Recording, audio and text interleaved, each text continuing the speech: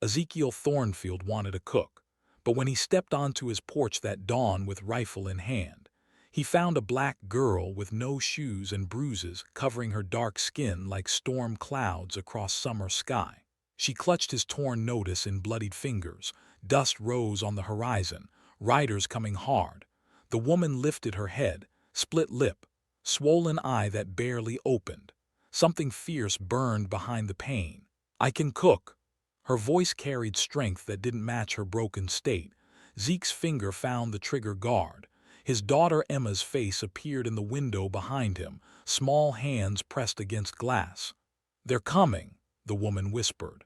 The dust clouds grew larger, 3 horses, maybe 4. Zeke counted heartbeats against his ribs. Emma had been asking for biscuits like Mama used to make. Been asking for 2 years now. He stepped aside. The woman stumbled through his door and immediately moved toward the kitchen. No hesitation, no gratitude, just purpose flowing through her like water finding its course. Zeke barred the door and watched her light the stove with shaking hands. Blood dotted her torn dress. Her feet left red prints on his clean floor. Emma crept down the stairs in her nightgown. "Papa, stay back, little bird." But the woman was already working. Flour from his nearly empty bin, eggs from yesterday's gathering. Her movements grew steady despite the tremor in her shoulders. The riders thundered past without stopping. Hoofbeats faded into morning silence. Zeke lowered his rifle. "What's your name?" "Sierra." She didn't offer more, neither did he ask. The kitchen filled with smells that brought memories flooding back. His wife Sarah's hands kneading dough. Emma giggling over sticky fingers. Mornings when the world felt whole instead of cracked down the middle. Sierra worked like she belonged there, like she understood the weight of empty chairs and silent breakfasts. She moved around his kitchen with careful respect, touching nothing unnecessary, wasting nothing precious. Emma edged closer. "Are you an angel? Just a woman who can cook?" But when Sierra set the plate before them, Zeke tasted something beyond mere food. Hope, maybe, or just the memory of what hope used to feel like. Emma devoured her portion. First time in months she'd cleaned her plate without coaxing. First time she'd smiled that wide since the fever took her mother. "Angel lady," Emma declared. Sierra's swollen face almost managed a smile. Almost. Zeke studied this stranger who'd brought light back to his daughter's eyes. Sierra's hands showed calluses that spoke of hard work. Her posture held dignity that bruises couldn't break. But questions burned in his throat. Who beat her? Why was she running? What kind of trouble followed behind those dust clouds? "You can rest in the barn," he said finally. "I'll earn my keep." "Didn't say you wouldn't." Sierra began clearing dishes with movements that spoke of practice, of service, of knowing her place in a world that gave women like her few choices about where that place might be. Emma watched her with fascination. "Will you teach me to make biscuits? If your papa allows it." Zeke felt something shift in his chest, some locked door creaking open after years of rust and neglect.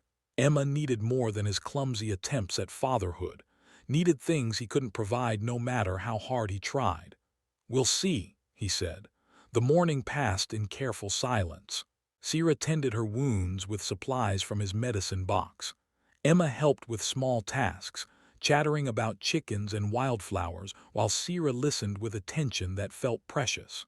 Zeke watched from the doorway, watched his broken home slowly remember what wholeness might feel like. But trouble had a way of following wounded things. His neighbors wouldn't understand. The law might not care about the difference between right and wrong. And somewhere out there, riders might circle back. Still, when Sierra asked about staying until her feet healed, Zeke found himself nodding. Emma clapped her hands. "The angel lady is staying." Just until her feet healed, Zeke told himself. Just until the immediate danger passed. But something in Sierra's eyes suggested she understood the weight of temporary promises. Understood how quickly sanctuary could become prison, how easily kindness could turn to expectation. She asked for nothing beyond basic shelter, offered everything she had in return. For now, that seemed like enough.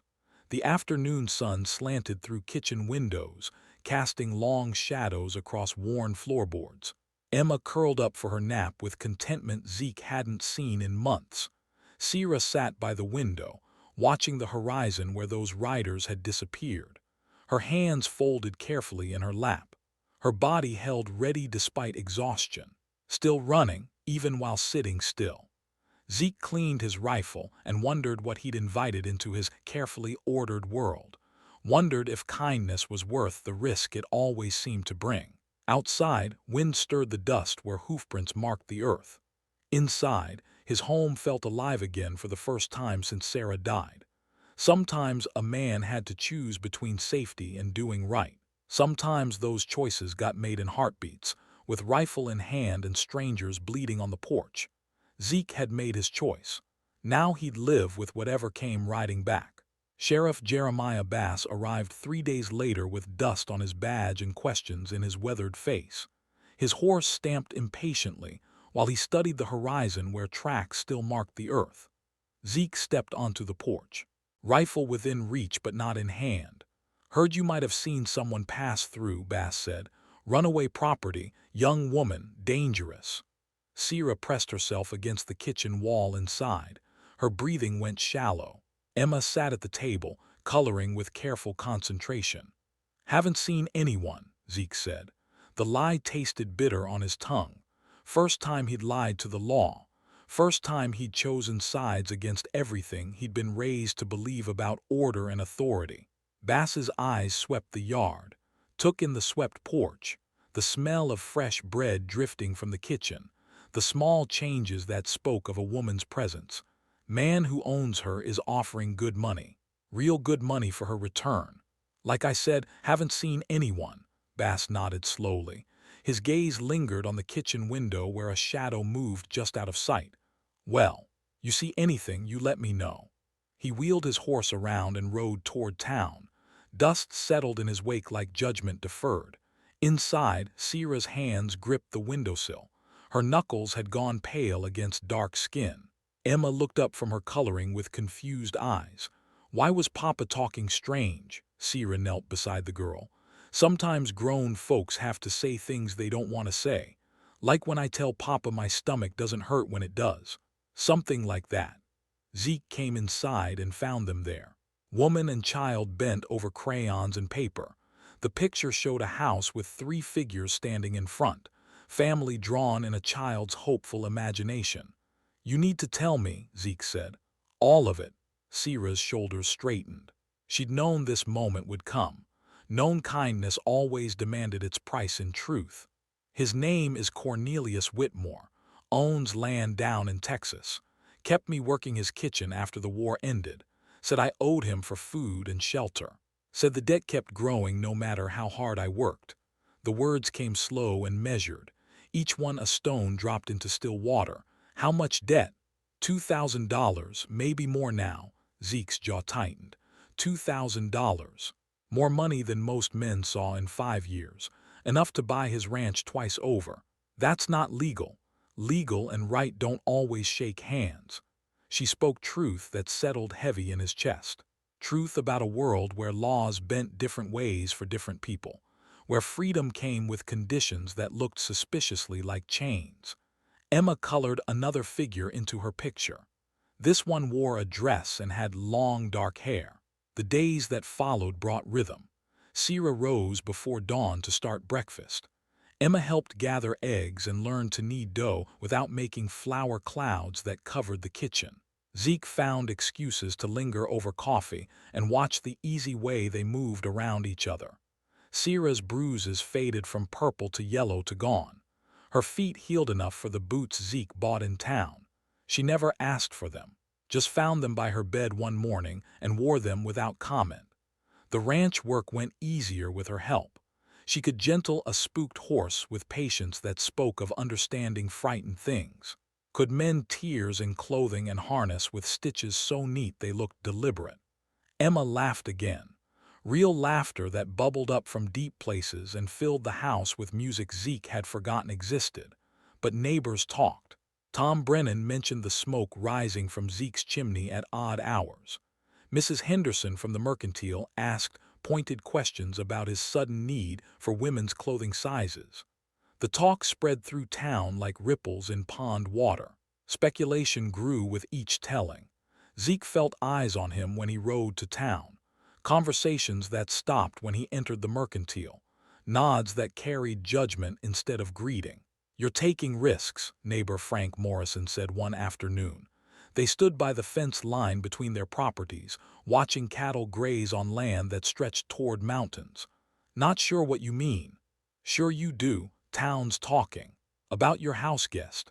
Morrison's words carried warning wrapped in neighborly concern, the kind of warning that came before ultimatums. "Free country," Zeke said. "Free for some. Dangerous for others who harbor the wrong kind of guests." The threat sat between them, unspoken but clear. Morrison rode away without looking back. That evening, Sierra taught Emma to read from the Bible. Her voice shaped words with education that surprised Zeke. Not just kitchen learning, real schooling that spoke of a past more complicated than simple servitude. "Where did you learn that?" he asked after Emma went to bed. "Here and there." Always the careful answers, always holding something back. But in quiet moments between chores, Zeke caught glimpses of the woman behind the caution. The way she hummed while cooking, how she saved vegetable scraps for birds, the gentle way she corrected Emma's grammar without making the girl feel small. She read better than most men he knew, wrote with careful penmanship, spoke with precision that suggested learning beyond what most servants received. Questions multiplied in the silence between them. Questions about her education, about the family that might have taught her to read, about the man who claimed to own someone so clearly meant for better things. But some questions felt too sharp for the fragile peace they'd built. Some truths might shatter the careful balance that kept them all safe.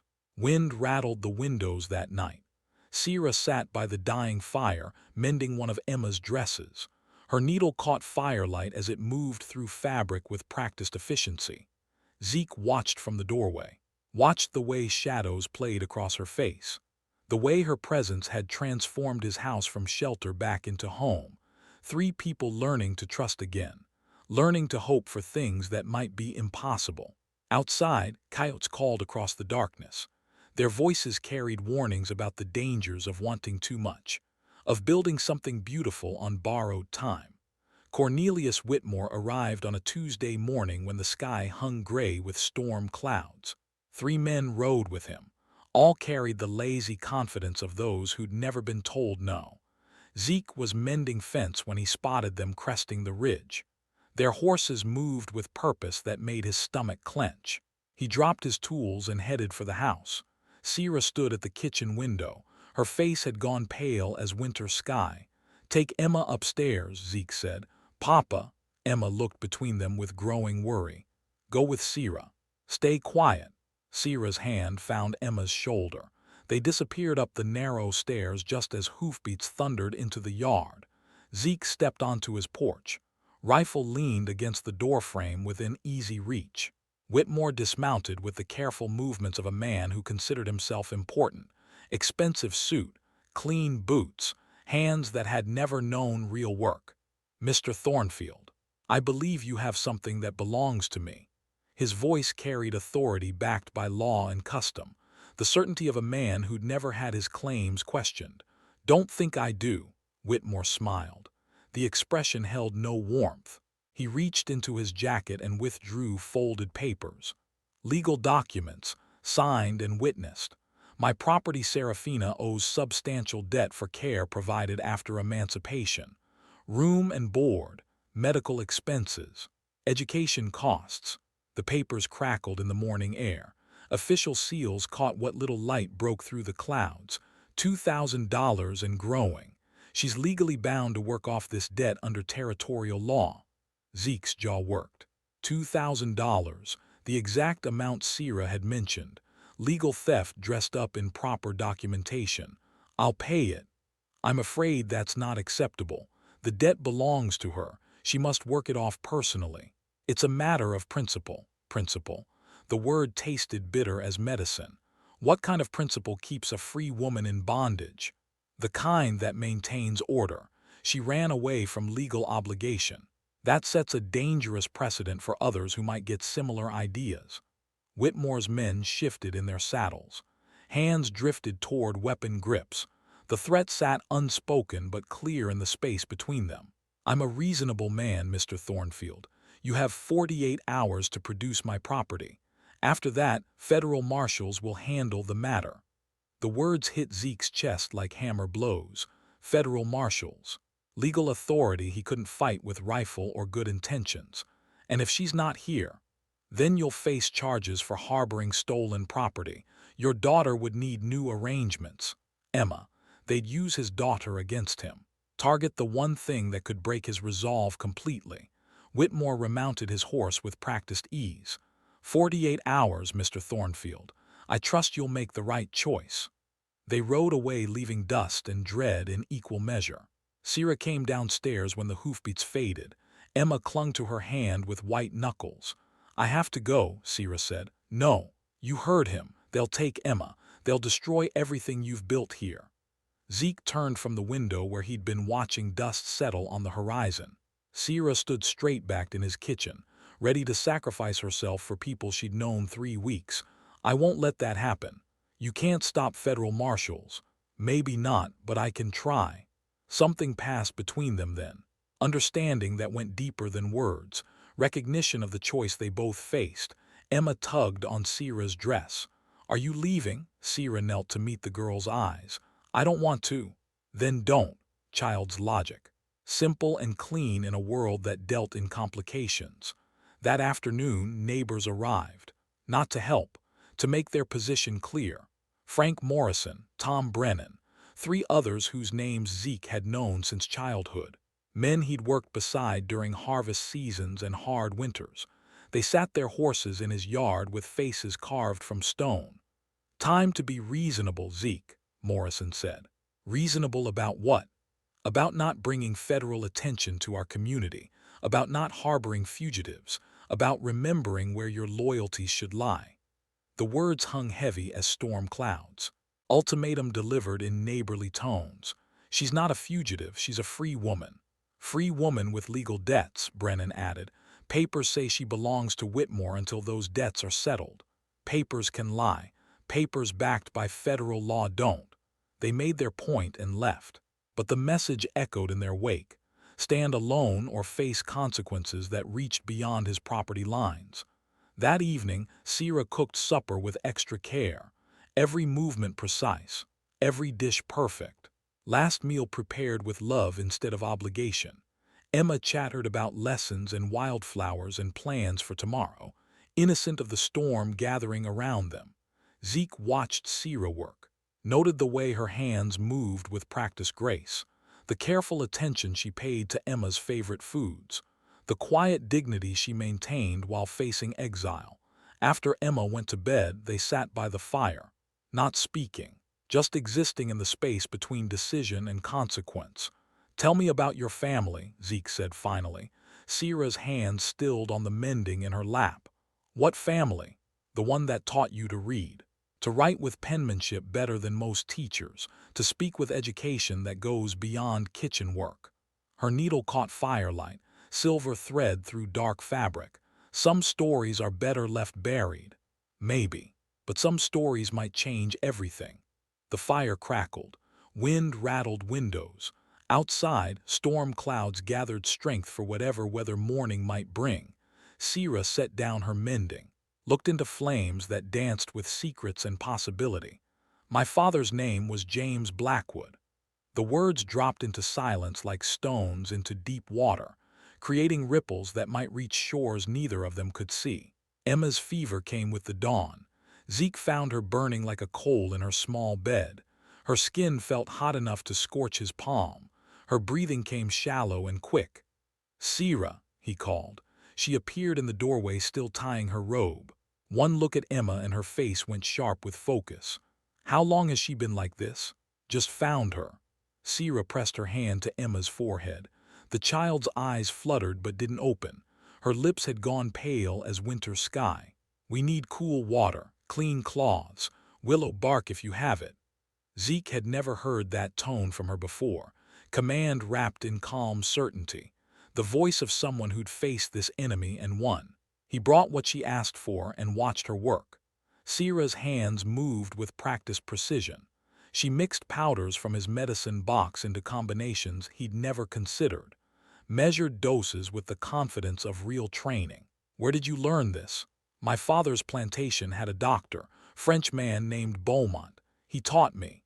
She bathed Emma's burning skin with methodical care, spooned medicine between dry lips, spoke soft words that soothed even when the child couldn't hear them. Hours passed. Emma's fever climbed higher. Her small body shook with chills that no amount of blankets could warm. Zeke paced the kitchen while Sierra maintained her vigil upstairs. Outside, storm clouds that had threatened for days finally opened. Rain drummed against windows with increasing fury. The 48-hour deadline meant nothing now. Whitmore and his threats felt distant as yesterday's weather. Only Emma mattered, only keeping his daughter tethered to this world when fever tried to drag her away. Sierra came downstairs near midnight. Exhaustion lined her face, but her eyes held steady purpose. "The fever's breaking. She's asking for water." Relief hit Zeke's chest harder than any physical blow. He climbed the stairs 2 at a time and found Emma awake, weak but aware. "Papa," her voice barely carried across the small room, but it was there, real and present and alive. "Right here, little bird." Emma's eyes found Sierra standing in the doorway. "Angel lady saved me." "She did." Sierra brought broth and sat beside the bed while Emma managed small sips. Her presence calmed the girl in ways Zeke's worried hovering couldn't match. "Don't go," Emma whispered. "I'm right here." "Promise?" Sierra's eyes met Zeke's across the bed. The weight of impossible promises hung between them. "I promise I'll try." Emma slept peacefully for the first time in days. Her breathing came steady and deep. Color returned to cheeks that had been pale as death only hours before. Zeke and Sierra sat in the kitchen, while rain continued its assault on the windows. Neither spoke about tomorrow's deadline. Neither mentioned Whitmore's threats or the federal marshals who might arrive with sunrise. "You saved her life," Zeke said finally. "Just did what needed doing." "Most people wouldn't have known what needed doing." Sierra's hands wrapped around her coffee cup. Steam rose between them, carrying the bitter comfort of shared vigil. Dr. Beaumont said healing was about watching and listening, understanding what the body was trying to say. "He taught you well. He was a good man. Tried to teach anyone willing to learn. Said knowledge belonged to whoever could use it properly." More pieces of her puzzle falling into place. Education that went beyond reading and writing. Medical training that saved his daughter's life.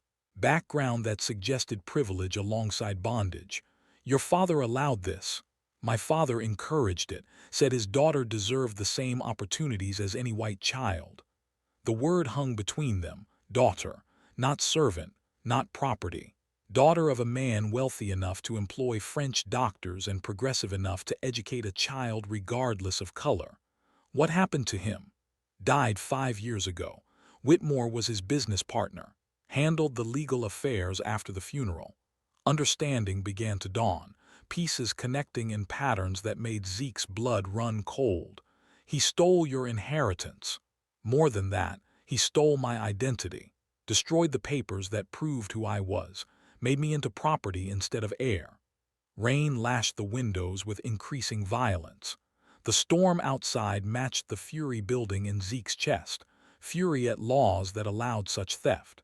At men who used legal words to dress up their crimes. "How much were you supposed to inherit?" "Half of everything. The plantation, the businesses, all of it. Not just a few $1,000s. A fortune built on land and cotton and years of accumulated wealth. Enough to buy freedom for hundreds of people trapped in similar circumstances." Emma stirred in her sleep upstairs. They both turned toward the sound, ears tuned to any sign of returning fever. "She's going to be fine," Sierra said softly. "Because of you. Because she's strong, like her father." Something in her voice made Zeke look up from his coffee. Sierra was watching him with eyes that held more than gratitude, more than friendship born of shared crisis. "Sierra, I know it's impossible. "Know the world doesn't allow for people like us to choose our own happiness." The words hung between them like bridge planks across impossible distance. Truth spoken in the space between storm and shelter. "The world's been wrong about a lot of things." Her smile was small but real, the first completely unguarded expression he'd seen from her. "Emma needs a mother who stays by choice, not by circumstance. And what do you need? To matter to someone, to build something lasting instead of just surviving day to day." Lightning split the sky outside. Thunder followed close behind, shaking the house on its foundation. They sat in the aftermath of honesty. Two broken people admitting they might be stronger together than apart.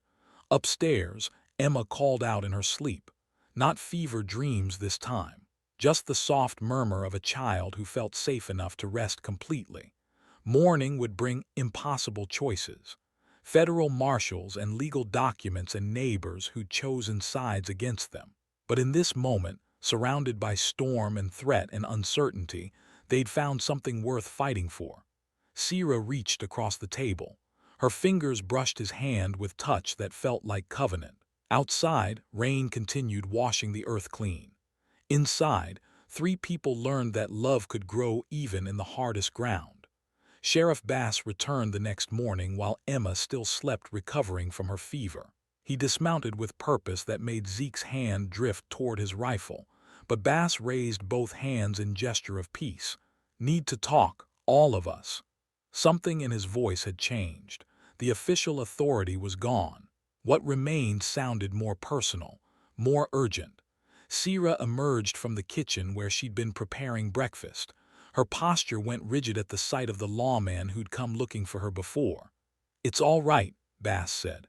"I'm not here to arrest anyone." Zeke studied the sheriff's weathered face, searching for signs of deception or trap, finding only weariness that spoke of sleepless nights and difficult decisions. "What do you want?" "To stop Cornelius Whitmore from destroying more lives." The words hung in the morning air between them, confession wrapped in determination.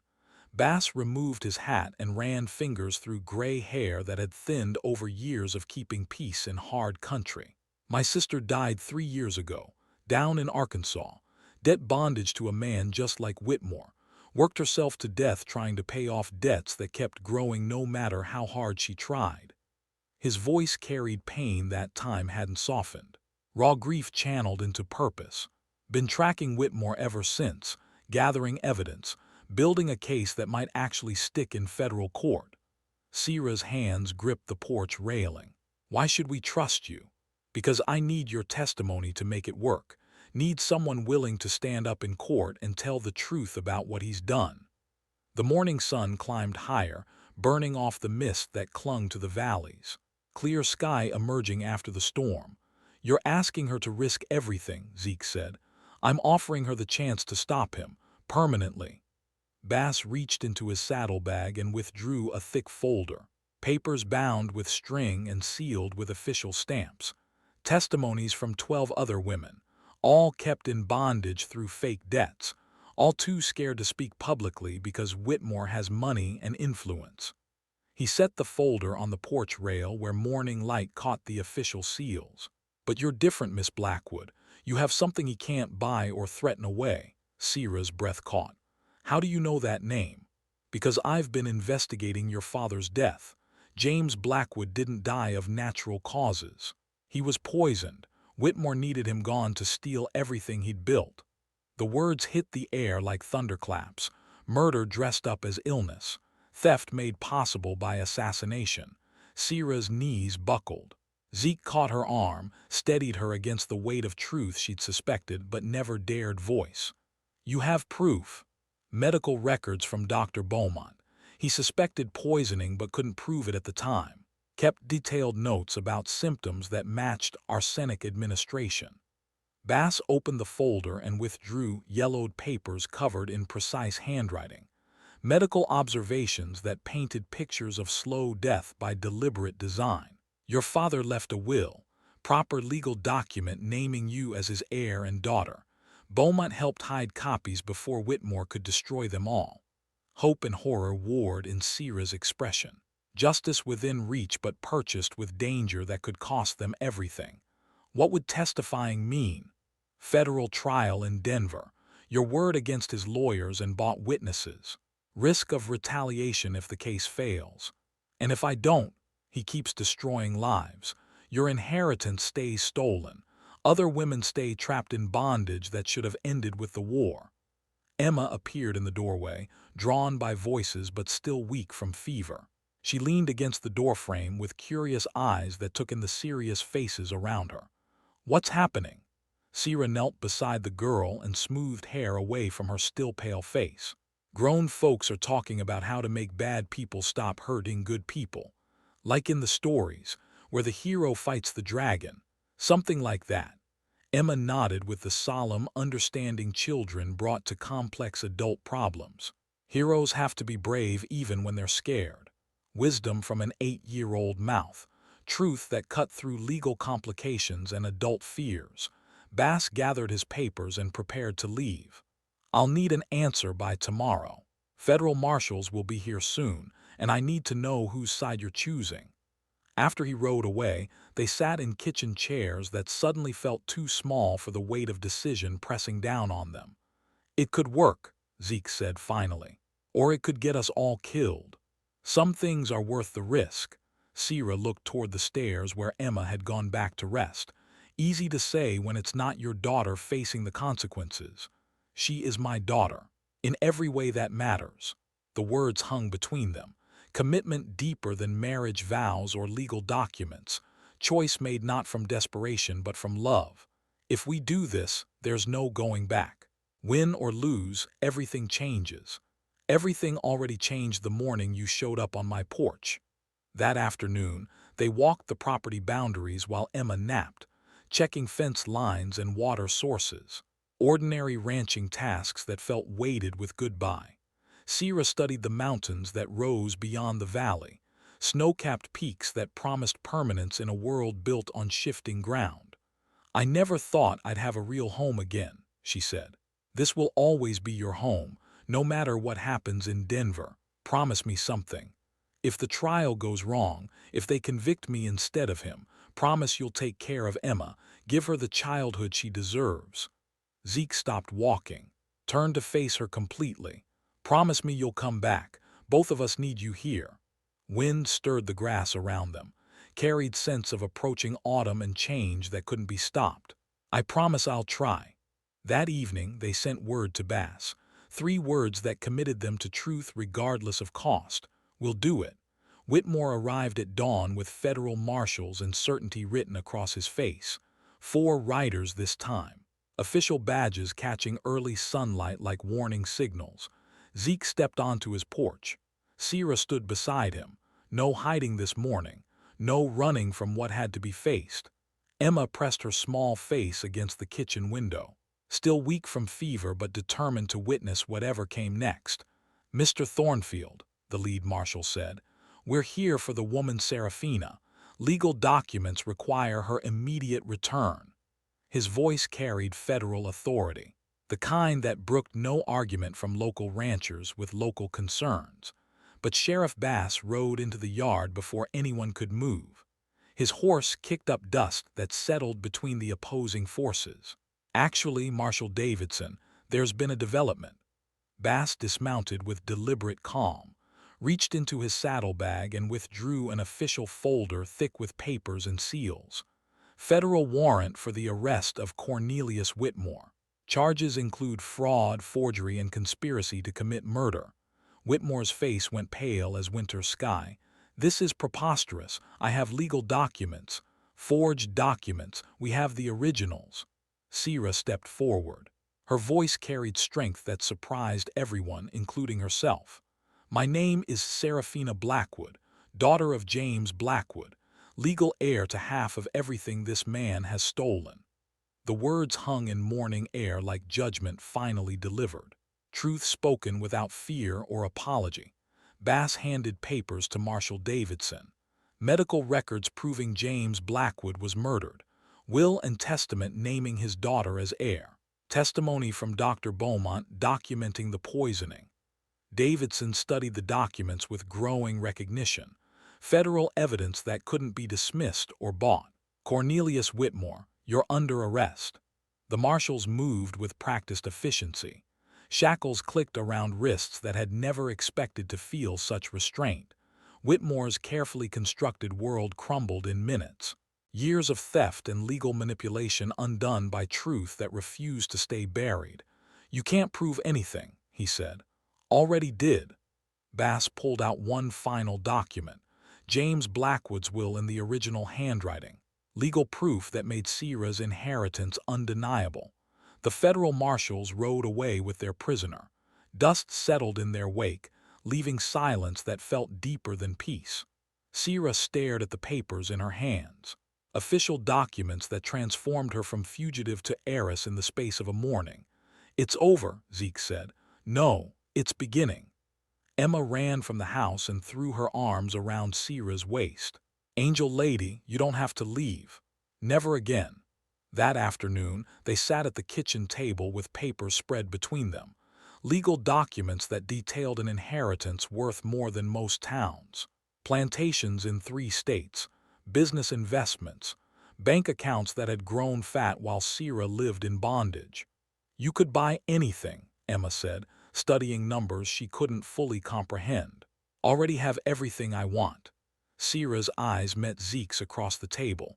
Understanding passed between them that went deeper than wealth or legal freedom. What will you do with it all? Build something better. Schools for children who aren't allowed to learn. Homes for women escaping bondage. Places where people can start over. Justice channeled into hope. Stolen wealth transformed into sanctuary. 6 months later, the ranch had become something new. A way station for travelers seeking refuge. A place where former slaves could rest while journeying toward better lives. Sierra stood in her kitchen wearing proper boots and a wedding dress made from fabric that caught morning light. She moved between stove and table with practiced grace, preparing breakfast for the family that had chosen her. Emma set places for 3. Her laughter filled corners that had been silent for too long. The girl who'd lost her mother had gained something even more precious. A parent who stayed by choice rather than circumstance. Zeke entered with wood for the fire.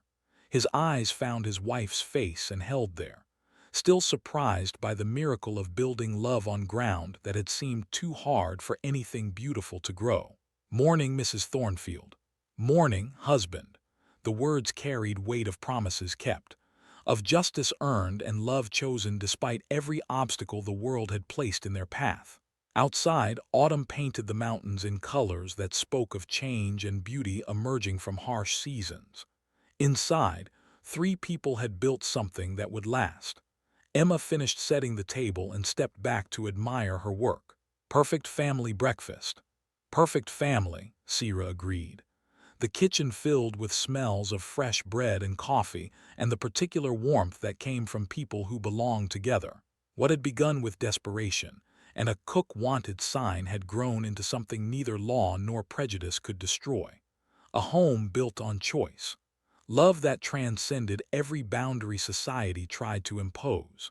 Justice that turned stolen wealth into sanctuary for others still seeking freedom. They sat together as morning light streamed through windows onto faces that had learned to hope again. 3 people who'd found each other in the vast loneliness of the frontier and chosen to stay. Forever. And that is all to the story for now. Please let me know where you are tuning in from. Perhaps we will create a story there. Consider liking this video and subscribing to our channel. And if you enjoy our content, click this video on your screen. I promise you it's worth watching. See you tomorrow.